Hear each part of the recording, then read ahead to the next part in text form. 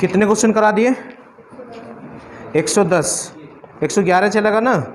तो देखो ये सिक्के वाले क्वेश्चन है, कैसे करते हैं इनको। क्वेश्चन नंबर 111 पे आ जाओ। 111 इसमें क्या है, एक बैग में 4, 2 और 5 के अनुपात में 1 रुपये 50 पैसे और 10 पैसे के सिक्के हैं। तो किस किस रूप के सिक्के हैं? तो 1 रुपये वाले सिक्के हैं और 50 पैसे वाले सिक्के हैं और 10 पैसे वाले सिक्के हैं। तो 3 तरह के सिक्कों के अनुपात हैं और वो किस अनुपात में है?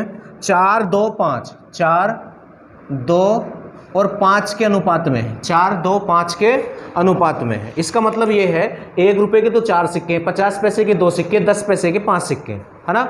उससे आगे इसने क्या कहा है, और कुल 11 रुपये हैं। कुल रुपए कितने हैं? 11 रुपये हैं। जो बैग है उसमें कुल रुपए कितने हैं? 11 रुपये हैं। तो इस क्वेश्चन में क्या करना होता है, जो उसने दिया हुआ होता है आपको भी वही बनाना। जैसे उसने रुपए दे रखे हैं कि कुल कि 11 रुपये हैं, तो आप भी रुपए बना लो। आप भी क्या बना लो?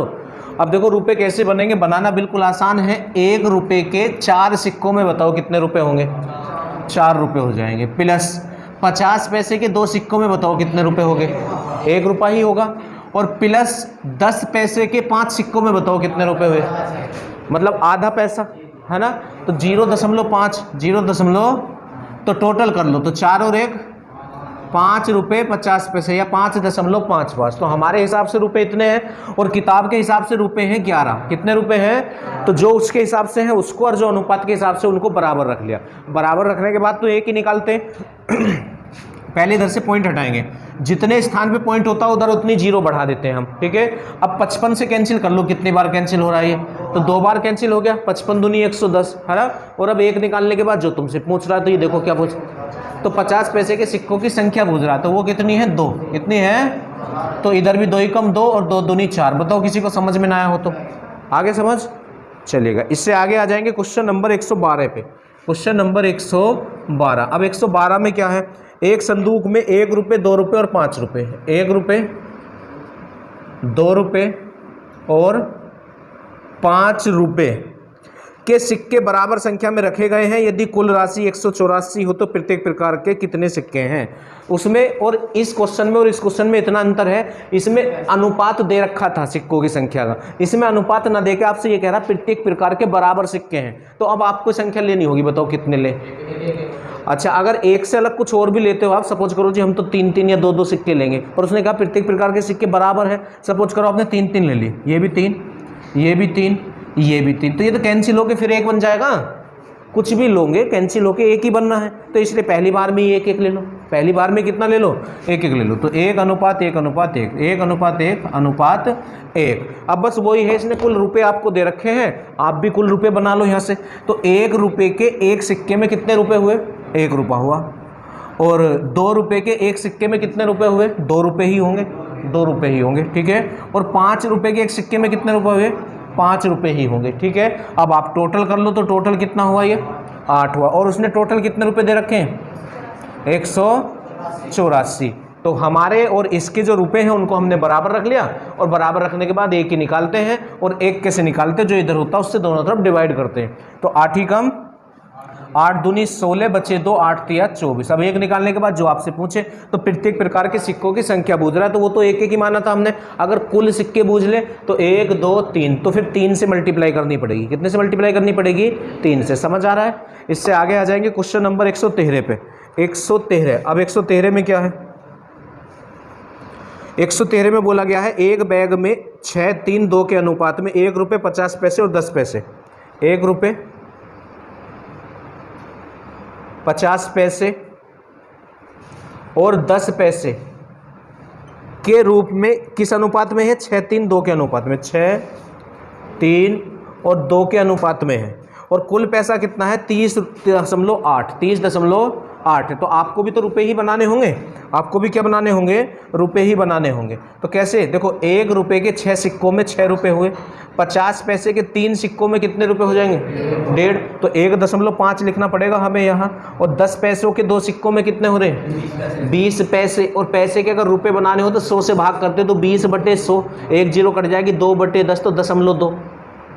ना समझ। देखो ये 20 पैसे हैं और पैसे के रुपए बनाने के लिए 100 से भाग करेंगे और अब 10 से भाग करोगे तो 0.2 आ जाएगा। कितना आ जाएगा? 0.2। ठीक है। अच्छा अब इनको टोटल कर लो आप। इनको क्या कर लेंगे हम?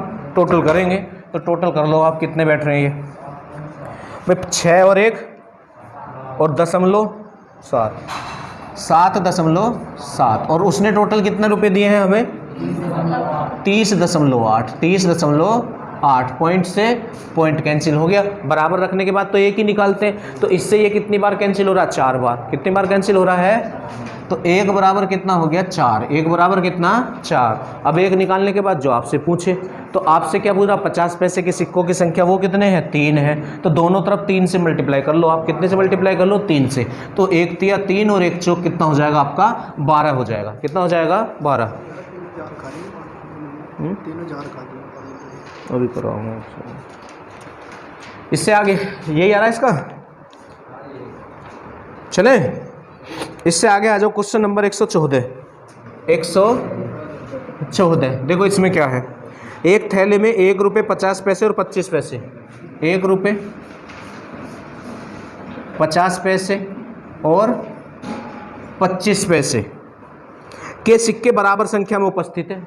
तो जब बराबर संख्या में है तो क्या करोगे तुम? एक एक ही मानोगे, है ना। तो 1:1:1। अगर कुछ और भी मानेंगे तो तब भी कैंसिल होके एक ही आना होता है ना। अब टोटल कर लो आप, रुपए बना लो इसको। तो 1 रुपये के एक सिक्के में 1 रुपया ही हुआ। 50 पैसे के एक सिक्कों में 50 पैसे मतलब 0.5 कर लो। रुपए बनाने ना, रुपए। अच्छा ये 25 पैसे हैं और पैसे के रुपए बनाने के लिए 100 से भाग करना होगा। तो 0.25 हो जाएगा। 0.25 हो जाएगा। बात समझ में आई?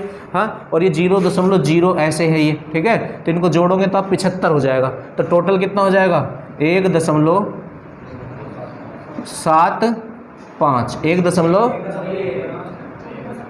1.75। और उसने टोटल वैल्यू कितनी दी आपको? 105 रुपये दे रहा है। कितने दे रहा है? 105। तो इधर से पॉइंट हटाओगे उधर 2 जीरो आपकी बढ़ जाएंगी। ठीक है। अब इससे कैंसिल कर लो। कितनी बार हो सकता है ये? हाँ 6 बार। 6 पंजे 30 और 6 सत्ते 42 और 3, 6 बार तो नहीं होगा। बटे में लिख लो। तो ये तो 1 हो गया। ये क्या हो गया? 1। अब जो बूझ रहा उसकी मल्टीप्लाई कर दो। किसकी संख्या बूझ रहा है? ये प्रत्येक प्रकार की बूझ रहा है ना, तो वो तो 1 ही रहेगा क्योंकि 1 ही रहा है। तो बस इसको डिवाइड कर लो आप, है ना। तो 25 से देख लो। 25 से 25 चौका 100। देखो 25 चौका 100 बचे कितने? 5 हो गए 50। 25 दूनी 50। ठीक है। और 25 सत्ते कितने हो जाएंगे? 25 सत्ते 175 और 7 से कैंसिल कर लो इसको। तो 7 6 42। तो 60 आ जाएगा। कितना आ जाएगा? 60। Question number 114। बात समझ में आ गई?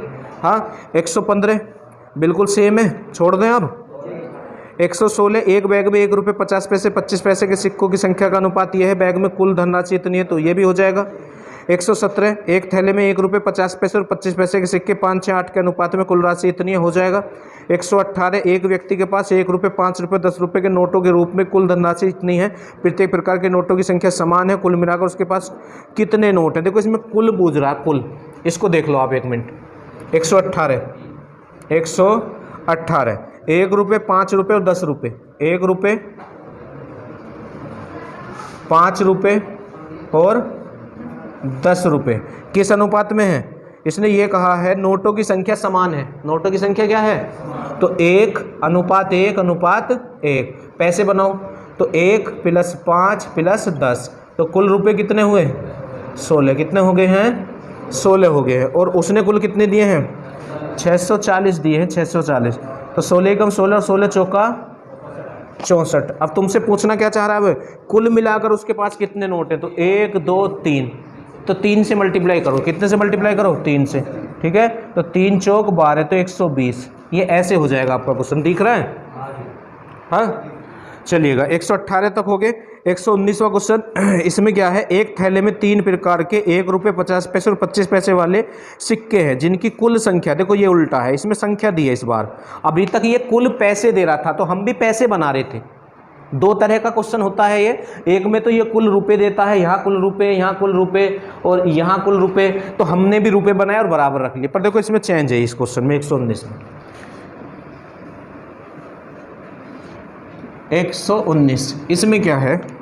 एक थैले में 3 प्रकार के 1 रुपये 50 पैसे और 25 पैसे। 1 रुपये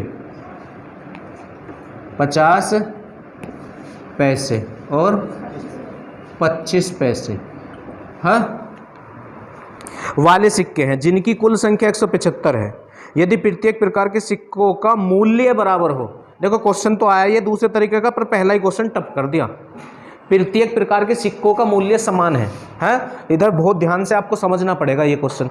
उसने हमें सिक्कों की संख्या दी है तो हम भी यहाँ से सिक्कों की संख्या ही निकालेंगे, और उसने ये कहा प्रत्येक प्रकार के सिक्कों का मूल्य समान है, तो अनुपात जो है इस बार मूल्य का है। अनुपात किसका बनाना पड़ेगा? और ये अभी तक जो हम अनुपात बनाते आ रहे थे ये संख्या का था। किसका अनुपात था ये? अभी तक जितने भी क्वेश्चन थे वो संख्या का अनुपात था। अब मूल्य का अनुपात बनाना पड़ेगा, और मूल्य बराबर हैं। मूल्य क्या है? बराबर है। सपोज करो जैसे तुमने यहाँ 1 लिख दिया, क्या लिख दिया? 1। तो अब ये बताओ 1 रुपये के सिक्के में 1 रुपया मूल्य होने के लिए यहाँ कितना लिखा जाएगा? 1 ही लिखा जाएगा। तो मूल्य बराबर होने चाहिए। अब ये कितने पैसे के सिक्के हैं और मूल्य हमें 1 बनाना बराबर बनाना है, तो यहाँ कितना लिखूँ मैं? 2 लिखना पड़ेगा। हाँ, कितना लिखना पड़ेगा? 2। तो अब ये संख्या बनाते जा रहे हैं हम। क्या बनाते जा रहे हैं? संख्या बनाते जा रहे हैं। अच्छा, ये 25 पैसे के सिक्के हैं और मूल्य हमें तो 4, तो ये संख्या का अनुपात आ गया। अब किसका अनुपात आ गया? ये संख्या का। किसका? संख्या का अनुपात आ गया है। ठीक है। अच्छा, अब उसने हमें संख्या ही दे रखी है। दोबारा से देख लो ये 1, 2, 4 कैसे बना। उसने कहा प्रत्येक प्रकार के सिक्कों का मूल्य समान है। हमने सबसे पहले 1 रुपया लिख रहा था और 1 रुपये का 1 सिक्का मान लिया, तो मूल्य 1 हुआ। अब इतने सिक्के लेने हैं हर जगह जो 1 रुपया बैठे, तो ये कितने रुपए? 50 पैसे के सिक्के हैं, तो 50 पैसे के कितने सिक्के लें जो 1 रुपया बने? 2 सिक्के। 25 पैसे के कितने सिक्के लें जो 1 रुपया? ऐसे हुआ है। ठीक है। अच्छा, उसने टोटल जो है हमें सिक्कों की संख्या दी है इस बार, तो ये सिक्कों की तो संख्या है ना। ये अब तक मूल्य का अनुपात चल रहा था, ये उल्टा लिख दे हैं, ये चल रहा था मूल्य का अनुपात। ठीक है। ये संख्या का है, ये किसका है? इसने जो अब तक दे रखा था ये मूल्य का अनुपात हमको दे के चल रहा था। ठीक है, चलिएगा। तो अब ये टोटल करो, 1 और 2 3, 3 और 4, और उसने कितने दिए? 100। तो 7 ही कम 7 और 7 दूनी 14 और 7 पंजे। अब क्या बूझ रहा वो ये देख लो। उसने कहा थैले में सिक्कों का कुल मिलाकर मूल्य है। कुल मिलाकर मूल्य क्या है? तो 3 रुपये है कुल मूल्य। तो अरे यहाँ भी 1 रुपया बनाया था, इसको मत जोड़ देना। 1 और 2 3 और 4 7 ही तो सिक्कों की संख्या है। मूल्य बराबर था तो 1-1 रुपये बनाया था। कितना बनाया था? 1-1 रुपये। तो 3 रुपये की वैल्यू निकालो। कितने की वैल्यू निकालो? 3 की। तो 3 ही कम 3 और 25 तिया कितने हो जाएंगे? 75। जितने से इधर गुणा करते हैं इतने से ही इधर भी हम गुणा करते हैं। बात समझ में आ गई आपको? ठीक है। 119। चलिएगा 120 को देखो क्या है। एक थैले में 121 रुपये मूल्य के सिक्के हैं। ये तो वही है पहले वाला ही। 121। एक बॉक्स में 1 रुपये 50 पैसे 25 पैसे के 280 सिक्के हैं। देखो इसे देख लो, ये भी सिक्कों की संख्या वाला है। 121, 1 रुपये 50 पैसे और 25 पैसे, 1 रुपये 50 पैसे और 25 पैसे। ठीक है, कि 280 सिक्के हैं। कितने सिक्के हैं? 280 सिक्के। और प्रत्येक प्रकार के सिक्कों के मूल्य का अनुपात 8, 4 और 3। तो ये मूल्य का अनुपात है। किसका अनुपात है ये? और उसने हमें मूल्य दिया ही नहीं है, मूल्य थोड़ी दिया है, उसने हमें सिक्के दिए। हाँ, तो तुम्हें सिक्के बनाने पड़ेंगे यहाँ से। ये मूल्य का अनुपात है। हाँ, तो 1 रुपये के 8, मूल्य कितना है? 8। तो 8 रुपये मूल्य में 1 रुपये के कितने सिक्के बनेंगे? 8 ही सिक्के बनेंगे। हाँ, ये 4 है। तो 4 रुपये के मूल्य में 50 पैसे के कितने सिक्के लेने होंगे? 50 पैसे का 8 सिक्के ना लोगे? जब 8 सिक्के लोगे जब भी तो 4 रुपये बनेंगे। जब 8 सिक्के लोगे जब भी तो 4 रुपये बनेंगे। अच्छा, 25 पैसे के 3 रुपये हैं, तो 3 रुपये बनाने 25 पैसे के कितने सिक्के? तो 1 रुपये में 4 सिक्के, तो 4 तिया 12 सिक्के आपको लेने होंगे। इन्हें जोड़ लो, तो 12 8 20 और 8। और उसने कितना दिया है? उसने भी आपको 280 सिक्के दिए। 200 तो 28 ही कम 28 तो 10 आ गया। कितना आ गया? 10। अब तुमसे क्या पूछना चाह रहा है वो? तो 50 पैसे के सिक्कों की संख्या बताओ। तो सिक्कों की संख्या ये है, कभी आप इसे ले लो, समझो चीज़ को, वो तो मूल्य का अनुपात है। संख्या तो ये है, तो 8 की वैल्यू निकलेगी तो 80 आएगा। आंसर चेक कर लो, 10 अट्ठे 80। ठीक है, करो नोट। हो गया ना? 121। अब देखो 122, क्वेश्चन नंबर 122। देखो पहला ही क्वेश्चन इस तरह का, ये थोड़ा बड़ा क्वेश्चन है पर मैं तुम्हें इसका शॉर्टकट बता रहा हूँ। पी तथा क्यू की आय दिए। पी और क्यू की आय का अनुपात कितना है? 4:7। 4:7 तो ये आय का अनुपात है, आय का। इससे आगे उनके व्यय, व्यय का अनुपात कितना है? 3:7, ठीक। और आगे कह रहा है यदि P 10,000 रुपये बचाता है और Q 7,000 रुपये बचाता है। P कितने बचाता है? बचत P बचाता है 10,000 रुपये और Q कितने बचाता है? 7,000 रुपये। Q 7,000 रुपये बचाता है और P 10,000 रुपये बचाता है। अगर ये छोटा वाला क्वेश्चन होता है तो दोनों की बचत बराबर देता है, या तो ये कहता प्रत्येक 10,000 रुपये बचाता है, या ये कहता प्रत्येक 7,000 रुपये बचाता है। समझ में आ गई बात? तो वो छोटा वाला क्वेश्चन हो जाता है। पर जब बचत दोनों की अलग अलग दे दे, जब क्या करना है देखो ध्यान से, इसकी करो इधर मल्टीप्लाई और इसकी करो इधर मल्टीप्लाई, ठीक है। 7 तिया 21,000 हो जाएंगे और 10 सत्ते 70,000, हाँ 10 सत्ते 70,000 माइनस के 7 तिया 21,000। फिर इसकी यहाँ क्रॉस मल्टीप्लाई और इसकी यहाँ क्रॉस मल्टीप्लाई, उसे इधर लिखो। 7 चौक 28 और 3 सत्ते 21, तो 28 में और 21 में कितने का अंतर है? ऐसे करना है। और अगर प्रत्येक की बराबर होती तो जितनी होती बस उसे 7 के बराबर रखते। उसे किसके बराबर रखते? 7 के। एक बात का और ध्यान देना होता है उस क्वेश्चन में, आय से व्यय का अनुपात कम होना चाहिए। आय से व्यय का अनुपात क्या होना चाहिए? कम होना चाहिए। हालांकि इसमें भी कमी है ना। अगर ऐसा नहीं है तो फिर बेस से करना पड़ेगा, एक्स से करना पड़ेगा फिर, तो इसमें कोई दिक्कत नहीं है। यहाँ घटा लो, कितना बच गया? 3 जीरो तो ऐसे ही आ जाएंगे आपकी, और 10 में से 49 बच गया ना, तो 7 ही कम 7 और 7 सत्ते 49। अब देखो क्या पूछ रहा है, किसी की आय बुझ रहा होगा, पी की बुझ रहा है, तो पी की आय कितनी है? 4, तो 4 ही कम 4 और 4 सत्ते 28। अगर तुम इस क्वेश्चन को ऐसे नहीं करते हो तो फिर पूरे पेज पे आएगा, ठीक है। अगर इस तरह से नहीं करते हो तो फिर पूरे पेज पे आएगा। बताइए, बस देखो ऐसे यूँ यूँ यूँ यूँ ऊपर तक जाना, इधर अंतर इधर अंतर, ठीक है। चलिएगा इससे आगे आ जाएंगे। 123 क्वेश्चन नंबर 123, 1 2 3। एक्स वाई तथा जेड के वेतन का अनुपात। देखो एक्स वाई और जेड के वेतन का अनुपात कितना है? 15, 3 और 8, 15, 3 और 8। यदि जेड को वाई से 3960 रुपये अधिक मिले, तो मैथ में कम या अधिक का मतलब अंतर होता है। तो जेड को वाई से, तो जेड का वाई का अंतर है, वो जो कह रहा है 3960 कितना कह रहा है? 3960 कह रहा है जेड को वाई से, तो वो जेड और वाई का अंतर है। जेड और वाई का क्या है वो? तो जेड और वाई में यहाँ अंतर कितने का है? 5 का। और उसने कितना दिया है? 3960, 39, तो 5 सत्ते 35, बचे कितने? 4, हाँ तो कितना हो जाएगा? 46, हाँ तो 5 निम और 5 दूनी। अब तुमसे क्या पूछ रहा है ये देख लो बस। तो ये तो कोई क्वेश्चन नहीं है, ये तो तुम्हारा आसान है ना तुम्हारे लिए। एक्स का वेतन बूझ रहा है तो 15 से मल्टीप्लाई कर दो दोनों सब। कितने से कर दो? 15 से कर दो, ठीक है। तो 15 दूनी 30 की 0 तो 3, 15 निम्मा 135 और 3 138 को 8 हासिल 13, 15 सत्ते 105, 105 में 13 जोड़ दो तो 100 है ऑप्शन।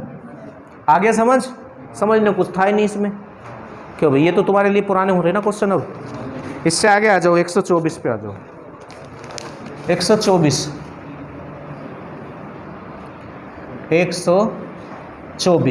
इसमें क्या है? पी क्यू तथा आर की आय।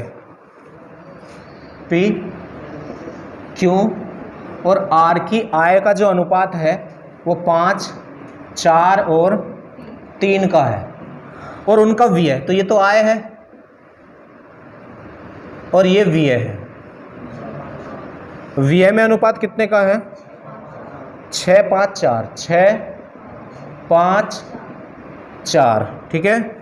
यदि P 10,000 रुपये की आय, अच्छा P की जो है आय 10,000 है और 4,000 रुपये बचाता है, तो Q की बचत क्या? बहुत ही बढ़िया क्वेश्चन है ये, हर स्टूडेंट ये क्वेश्चन नहीं कर सकता है। इसने देखो P की एक तो आय दे दी, आपको थोड़ा सा लिखना पड़ेगा। P की आय कितनी है? 10,000 रुपये है, ठीक है। और P का ये तो आय होगी, और व्यय कितना? व्यय जो है, व्यय कितना है? बचत है, तो बचत कितनी है? 4,000।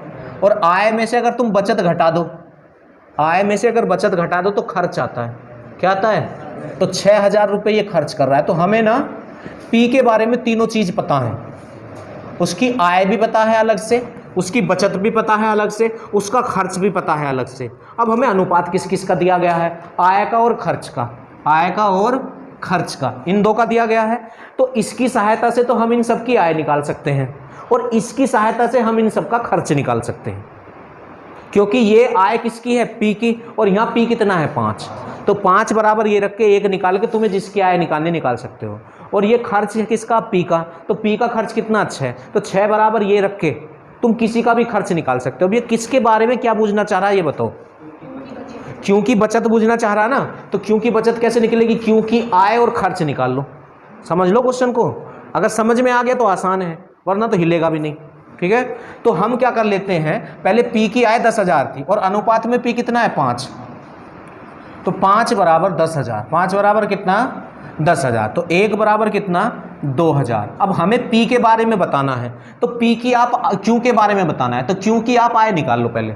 ठीक है, तो 4 से गुणा करो, तो 4 एकम 4, 4 दूनी 8। ठीक है, अब जैसे हमें क्यू का खर्च भी निकालना पड़ेगा जब भी तो बचत, तो यहाँ 5 है ना खर्च, ये कितना है 5, तो इस वाली लाइन में 5 से गुणा नहीं कर सकते, क्योंकि 5 तो खर्च है और ये क्या था, ये आय है, ये क्या है आय, तो ये अलग है, इससे नहीं निकाल सकते आप, क्योंकि हमने तुम्हें बताया एक निकाल के वो निकाल लो जो आपको चाहिए, पर उसकी भी कंडीशनें होती है ना कुछ, तो ये आय का मैटर है, तो आय तो निकाल सकते हो आप यहाँ से किसी की भी। ठीक है, तो ये नहीं निकाल सकते, तो ये आपकी क्यों की क्या आ चुकी है आय, ये क्यों की क्या आ गई आय आ चुकी है, किसकी क्योंकि। अब देखो हमें क्यों का खर्च और चाहिए जब तो बचत बताएंगे, तो हमारे पास खर्च किसका है पी का, और यहाँ पी कितना है 6, तो 6 बराबर 6,000, 6 बराबर कितना 6,000, 6 बराबर, तो 1 बराबर 1,000। अब क्यों का खर्च कितना है 5, तो 5 बराबर 5,000, 5 बराबर 5,000, तो ये खर्च आ गया किसका, क्यों का, किसका खर्च आ गया ये। अब देखो क्यों की बचत बूझ रहा है, अब तो कोई दिक्कत नहीं है, अरे कमाता कितना है 8,000, खर्च कितने करता है 5,000, तो बचाएगा कितने 3,000, आ गया समझ। तो इस तरह से आप इसे आराम से क्वेश्चन को कर सकते हो, कोई दिक्कत नहीं है आपकी। 8 में से 5 गया तो 3,000 हो गया, कितने हज़ार हो गया 3,000, समझ आ गया। चलिए इससे आगे आ जाएंगे। उसने दिया बेटा अपने आप, उसने वैल्यू अलग से दे रखी है ना पी की, उसने पी की दे रखी थी आय, तो इसलिए पी की आय के बराबर ही रखेंगे, और किसी की भी आय निकाल सकते हो अब तुम, तो इसके बारे में तो वो कुछ बूझ ही नहीं रहा ना, तो क्यों के बारे में बूझ रहा, इसलिए हमने क्यों की आय निकाल ली। और फिर हमें जो है व्यय पता है, तो हमें व्यय ही चाहिए, इसलिए ये निकाला था, वरना इससे ये इसका कोई काम ही नहीं है, क्योंकि इसका अनुपात ही नहीं है बचत का है। समझ गए ना, 1-2 बार करना इसको क्वेश्चन को, अच्छा क्वेश्चन है। 125 पे आ जाएंगे, 125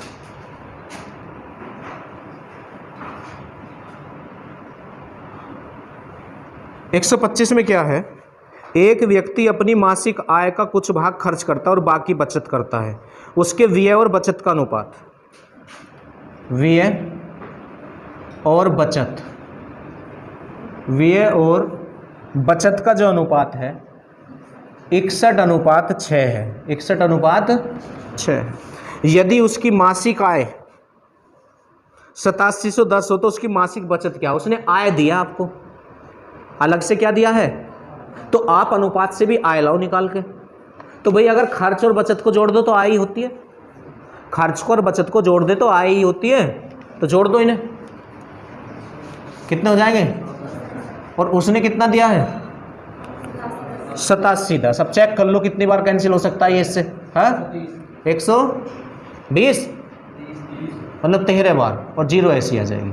ठीक है, चलिएगा। अब तुमसे क्या पूछ रहा है उसकी, तो बचत कितनी है 6, बचत कितनी है, तो 6 से मल्टीप्लाई करो, तो 6 0 0 6 18 और 6 1 7 78, तो 780, कितना 780। तो कौन सी बूझ रहा था, ये मासिक बचत बूझ रहा था, तो ऊपर भी सब मासिक में ही था, मासिक आय का कुछ खर्च करता तो कोई दिक्कत नहीं है। ठीक है, इससे आगे आ जाएंगे 126 पे, क्वेश्चन नंबर 126।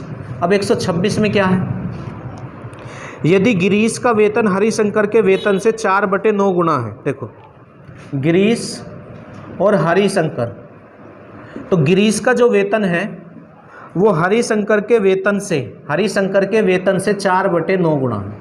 ठीक है, अब देखो हम यहाँ नो एलसीएम लेंगे, 9 क्या लेंगे एलसीएम, तो 9 ही कम, तो 4:9 अनुपात में बटा छोड़ देते हैं, तो डायरेक्टली लिख लो आप 4:9, 4:9। ठीक, इससे आगे फिर और किसके बारे में इसने कहा है ये बात, आगे कह रहा है शिरीष का वेतन, शिरीष का वेतन हरिशंकर के वेतन का या हरिशंकर के वेतन से 5/6 गुना है। हरिशंकर के वेतन से 5/6 गुना है, तो हमने इसको 1 माना और 1 का 5/6 गुना तो 5/6 ही होगा। एलसीएम हम 6 लेंगे तो 6 ही कम, तो 5:6 नहीं हो जाएगा, 5 अनुपात और बटा छोड़ देंगे। अच्छा, अब जब तक आप इनको एक लाइन में नहीं लगा लोगे तब तक क्वेश्चन नहीं होने का, आपको यही चीज़ बता रखी है ना। उसका तरीका मैंने आपको सिखाया होगा कि अगर 1-2 को एक जगह लगाना है तो ये एक सा होना चाहिए, ये एक सा होना चाहिए, ठीक है। तो ये तो है नहीं, अगर हम इसको उल्टा कर दें तो एक सा हो जाएगा ना, इसको उल्टा कर दो तो H और S, H और, तो इसे भी उल्टा कर दो 6 और 5, 6 और 5। अब देखो ये एक सा हो गया। अगर ये एक सा है तो क्या सिखा रखा आपको, पहला वाला अनुपात ऐसे लिखो, दूसरा वाला उसके नीचे एक स्थान आगे लिखते हैं, ठीक है। और फिर क्या करते हैं, जगह भरते हैं और गुणा करते हैं। तो इस वाली जगह को तो ये भरेगा और इस वाली जगह को ये भरेगा, ठीक है। 4×6 = 24, 9×4 = 36 और 9×5 = 45। अब इन्हें कोई कैंसिल कर रहा है क्या, हाँ, यहाँ 9×6 = 54। अब कोई इनको कैंसिल कर रहा है क्या, 3, तो 3 से ये 8 बार, 3 ही कम 3 बचे 2, 3 × 8 = 24 और ये 15 बार। अब कोई कैंसिल कर रहा है क्या, तो ये अनुपात किस किस का आता है, इसका और इसका, तो G, H और S। बात समझ में आई। अच्छा, अब क्या पूछना चाह रहा है वो आप देख लें। तो गिरीश और शिरीष के वेतन का अनुपात, तो सबसे शुरू और सबसे लास्ट, ठीक है। तो 8:15। अच्छा, इनके और भी तरीके हैं, जब फर्स्ट और लास्ट पूछता तो ऐसे गुणा कर लेते हैं, पर वो मैं आपको जानबूझ के नहीं बताएं क्योंकि ये तरीका सब में लगता है, ये तरीका सब में लगेगा, कैसे भी बूझे, ठीक है। करो नोट। 127,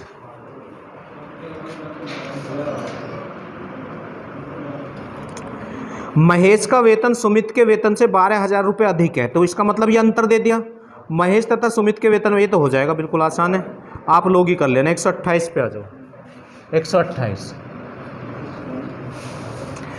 3 श्रेणी के कर्मचारी A, B और C, A, B और C 1, 2, 3 के अनुपात में, 1, 2 और 3 के अनुपात में मजदूरी प्राप्त करते हैं। यदि वो क्रम से 5%, 10% और 15% की वेतन वृद्धि प्राप्त करे तो उनकी मजदूरी का नया अनुपात क्या है। पहले का वेतन 5% बढ़ गया, दूसरे का 10% और तीसरे का 15%, तो ये कह रहा बताओ अब अनुपात क्या होगा। तो आप एक काम करो, इन्हें या तो 10 की डिजिट में लिख लो या 100 की डिजिट में लिख लो, तो परसेंटेज निकालना थोड़ा आसान हो जाएगा, ठीक है। तो बताओ कितने की में लिखें, क्योंकि अनुपात में लिख सकते हैं, कैंसिल हो जाता ना, तो आप इसको ये लिख सकते हो, क्योंकि 0 से 0 कैंसिल कर दो, कोई दिक्कत नहीं। तो पहले का वेतन 5% बढ़ा तो 105 निकाल दो, तो 100 का देखो, या तो आप 100 का 5% निकालो, हाँ, और इसको इसमें फिर जोड़ना पड़ेगा, और 100 का जितने परसेंट निकालते हो उतना ही, तो 100 का क्योंकि परसेंटेज हटाएंगे तो बटे में 100 आता ना, ये तो ये कैंसिल हो जाएगा तो 5 आएगा, और बढ़ा है तो इसमें जोड़ना पड़ेगा 5, तो 105, या डायरेक्ट तुम 100 का ना 105% ही निकाल दो, 105% हटाने को बटे में 100, तो ये कैंसिल हो जाएगा तो 105 आंसर आ जाएगा, ठीक है। तो डायरेक्ट इसका 105 जब हम निकालेंगे तो ये 105 हो जाएगा, कितना हो जाएगा, और इसका 10% बढ़ा है तो इसका डायरेक्ट 110% निकाल दो। डायरेक्ट कितना निकाल दो, 110% हटाने के लिए बटे में 100 आता है, ठीक है। तो 11 दूनी 22, 220 हो गया, ये कितना हो गया 220, और ये 15%, तो डायरेक्ट इसका 115 निकाल दो। डायरेक्ट कितना निकाल दो, 115% हटाने के लिए बटे में 100 आ जाएगा, दोनों जीरो खत्म, ठीक है। 3 पंजे 15, 345, 300 कितना आना है, 345, 300 कितना आ गया, 45 आपका आ गया, ठीक है। अब ये किसी से कैंसिल हो रहे हो तो कर लो, तो 5 से तो हो ही रहे हैं, 5 से, तो 5 दूनी 10 और 5 एकम 5, 5 चौक 20 और 5 चौक 20, 5 छंग 30 और 5 नहीं 45, अब भी हो रहे हैं किसी से, तो बस यही आंसर आ जाएगा आपका, ठीक है। इससे आगे आ जाएंगे, क्वेश्चन नंबर 129 पे आ जाएंगे। 129 में क्या है, ए और बी की मासिक आय, देखो अब दिया ये छोटा वाला क्वेश्चन, ए और बी की आय है, आय क्या है, आय, ठीक। तो ए और बी की मासिक आय में कितने का अनुपात है, 3:4 है, 3:4 तथा उनके व्यय में कितने का अनुपात है, 2:3 है, 2:3 है। यदि प्रत्येक 4,000 रुपये प्रति माह बचाता है, प्रत्येक, तो प्रत्येक की बचत दे रखी है। तो जब इस तरह से प्रत्येक की बचत बराबर हो तो उसमें बस ये देखना व्यय आय से छोटा होना चाहिए, अगर नहीं है तो फिर बेस से करना पड़ेगा या छोटा करना पड़ेगा, ठीक है। तो इनकी क्रॉस मल्टीप्लाई करो, 3 तिया 9 और 2 चौक 8, उसका अंतर करो तो कितने का अंतर है, 1 का, और इसे बचत के बराबर रख देते तो बचत कितनी है, 4,000। पर अगर ये छोटा नहीं है तो फिर ऐसे करोगे तो गलत हो जाएगा क्वेश्चन, उसको बड़ा तुम्हें करना, छोटा करना ही पड़ेगा गुणा करके ऊपर वाले में, ठीक है। चलिएगा, अब बराबर रखने के बाद 1 निकालते, पर यहाँ तो पहले से 1 निकला हुआ है। अब जो तुमसे पूछे तो क्या पूछ रहे हो, बी की आय कितनी है, तो 4 से मल्टीप्लाई करो, 4 एकम 4 और 4 चौक, तो 16,000 आपका आंसर हो जाएगा। बात समझ में आ गई। 129 में 130, ए तथा बी की मासिक आय इतनी है, उनके व्यय का अनुपात इतना है, यदि वो प्रति माह समान राशि बचाते हैं। देखो 130, ए की आय कितनी है, 12,000 है, बी की आय कितनी है, 8,000 है, कितनी है, 8,000 है। उनके मासिक व्यय का अनुपात कितना है, 5:3, हाँ। तो ए और बी के व्यय का अनुपात दे रखा है, ए और बी के व्यय बोले तो खर्च, और खर्च का अनुपात कितना दे रखा है, 5:3, 5:3 दे रखा है। यदि प्रत्येक मासिक माह समान राशि बचाए, मतलब उनकी बचत बराबर है। अच्छा ये बताओ बचत बराबर क्या होता है, आय माइनस खर्च, आय माइनस, यहाँ से अनुपात हटा लो, देखो अब दोनों की बचत बराबर है तो तुम बचत बराबर रख दो। उसने कहा समान राशि बचाते हैं, उसने तो कहा समान राशि बचाते हैं, तो दोनों की बचत बराबर रख दो। तो बचत क्या होता है, आय माइनस खर्च, तो ये तो ए की बचत हो जाएगी, आय माइनस खर्च बराबर। अब बी पे आ जाओ, तो बी की क्या है, आय 8,000 है, तो आय माइनस खर्च, तो खर्च कितना है इसका, 3x। तो ये हमने बराबर क्यों रखे, क्योंकि उसने कहा है दोनों की बचत समान है, बराबर रख दे। यहाँ से x की वैल्यू निकाल दो, x एक तरफ करके तो वो इधर माइनस का इधर आके प्लस का हो जाएगा, तो माइनस के 2x बचेंगे, और ये 8,000 है और उधर जाके माइनस का होगा तो माइनस के 4,000 बच जाएंगे।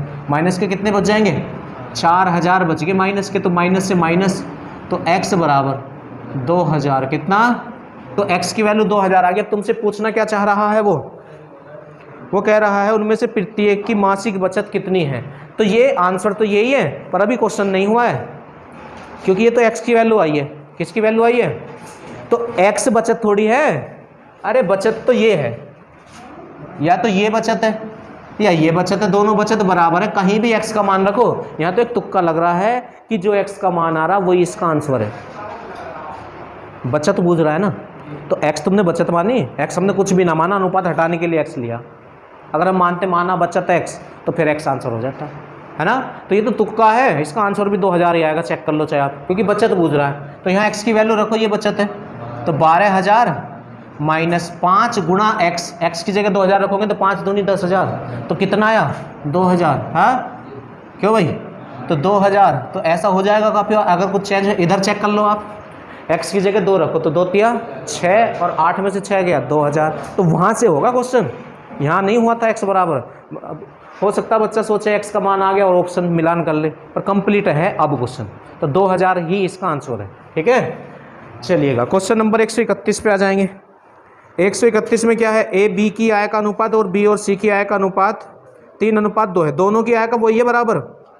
131 ए और बी और वही बी और सी, हाँ, और क्या है अनुपात 3:2, और इसका भी 3:2 ही है, इसका भी कितना है 3:2। अगर ये एक साथ, क्योंकि जब तक तुम एक लाइन में नहीं लगाओगे तब तक क्वेश्चन नहीं होने का आपका।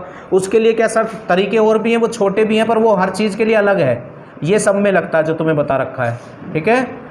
चलिएगा, तो 3 तिया 9, 2 तिया 6, 2 दूनी 4, ठीक। अब ए बी और सी, बात समझ में आई। तो कितने से कैंसिल हो रहा है? ये किसी से नहीं हो रहा। ठीक है, अब तुम्हें क्या दे रखा है, इसने क्या पूछना चाह रहा है ये देख लो। यदि ए की आय का तिहाई भाग सी की आय के चौथाई भाग से 1000 अधिक है। ए की आय का तिहाई भाग, ए की आय का तिहाई भाग, ठीक, सी की आय के चौथाई भाग से, सी की आय के चौथाई भाग से कितना अधिक है? 1000 अधिक है। मैथ में कम या अधिक का मतलब क्या होता है? अंतर। कम या अधिक का मतलब क्या होता है? अंतर होता है। ठीक है, तो 3 तिया 9 और 4 ही कम, तो 3 में से क्या? 2, तो 2 बराबर 1000, 2 बराबर 1000, तो 1 बराबर कितना हो जाएगा? 500। अब तुमसे क्या पूछना चाह रहा है, आप देखो। हाँ, तो बी की आय कितनी है? तो बी की आय तो 6 है, तो 6 ही कम 6 और 6 पंजे है ऑप्शन। चलिएगा 132 पे आ जाएंगे।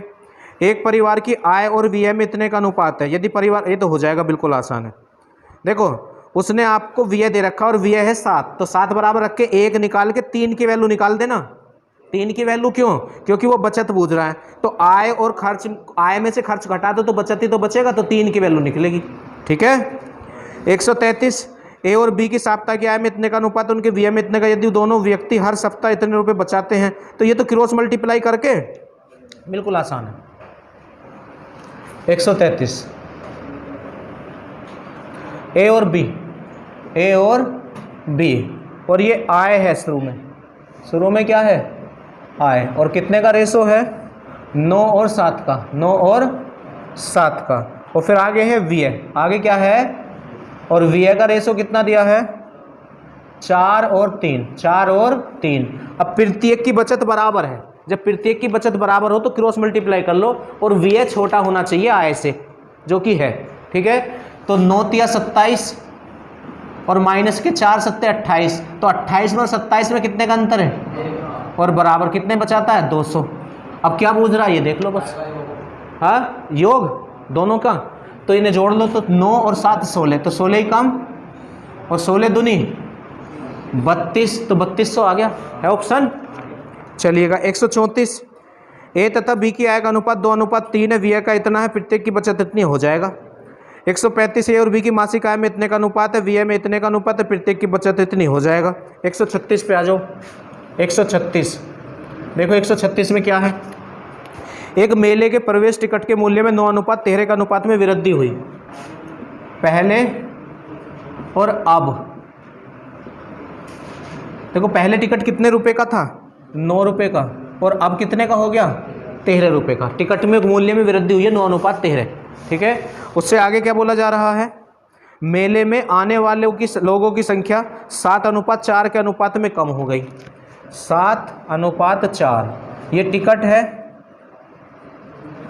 ये लोग हैं। हाँ, लोग मेल होते हैं या फीमेल? बताओ। दोनों होते हैं, समझ गए?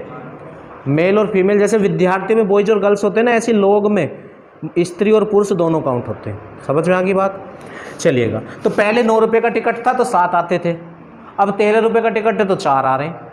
हाँ, महंगाई बढ़ गई, ये घट गए। हाँ भाई, हाँ। अच्छा, बूझना क्या चाह रहा है? कुल संकलन में किस अनुपात में वृद्धि या कमी हुई? संकलन बोले तो कमाई से बूझ रहा है ये। तो देखो, एक टिकट 9 रुपये का है, तो 7 टिकट कितने के? 63 के। तो पहले तो 63 रुपये आ रहे थे, अब एक टिकट 13 रुपये का है। हाँ, और 4 टिकट कितने के? 13 चौका, ये तो कमी हो गई। ये किसी से कैंसिल हो रहे हैं क्या? तो बस इस संकलन में कमी, पहले 63 रुपये आ रहे थे, अब 52 आ रहे हैं। बात समझ में आ गई? अब सारे क्वेश्चन ऐसे ही हैं, आगे के सारे ऐसे ही हैं, 139 तक ऐसे ही हैं सब के सब। तो ये चैप्टर हुआ आपका कंप्लीट।